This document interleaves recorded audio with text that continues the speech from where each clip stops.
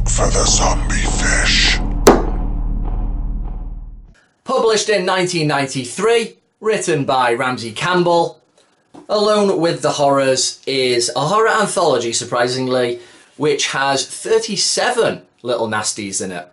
These short stories are collected from a 30-year period in Campbell's life, 1961 to 1991. So they're not just the ideas from a single project. This book charts his development as a writer. Now, with any horror anthology, there's always going to be some stories that don't hit the mark. It's the nature of the beast, the variety that they naturally entail. But that isn't the main reason why I was disappointed by something I was previously excited to start reading.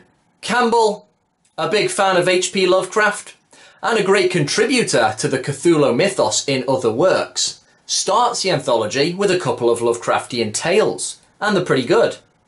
We get to the third story, The Scar, and I start to think, what the hell is going on? For several stories in a row, it equates to around 100 pages worth of the book.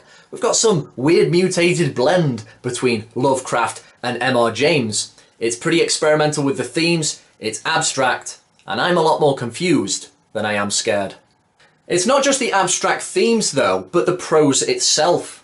Stories tend to meander all over the place. A sense of where we're going or location is really lost, and not in a good way. Dialogue is often hard to follow. We lose a lot of focus, and in doing so, we lose all the tension. It is not until we get to the fairground-based story, The Companion, that things become coherent enough again to become enjoyable. From here we have a burst of quality. Hallelujah! The Chimney is a traditional kind of ghost story that plays on childhood fears. It's simple, but it does the job. Heading Home is the shortest of all the stories in this anthology, but really good. Great concept, grisly imagery, tight writing. And from here, unfortunately, we go back down into the bowels of boredom. The story The Brood is perhaps the most confused I've ever been while reading a short horror story. And we keep going on and on and on past many, many stories where it was only really the completionist in me that kept me going. Another artistic decision I started to notice with Campbell was his insistence on little gotcha moments right at the end of the story. They started to become a little bit telegraphed, a little bit cheesy.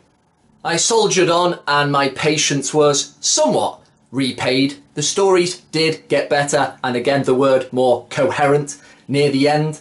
Purely on the strength of the story again, really nice and disturbing. I'm glad I persevered.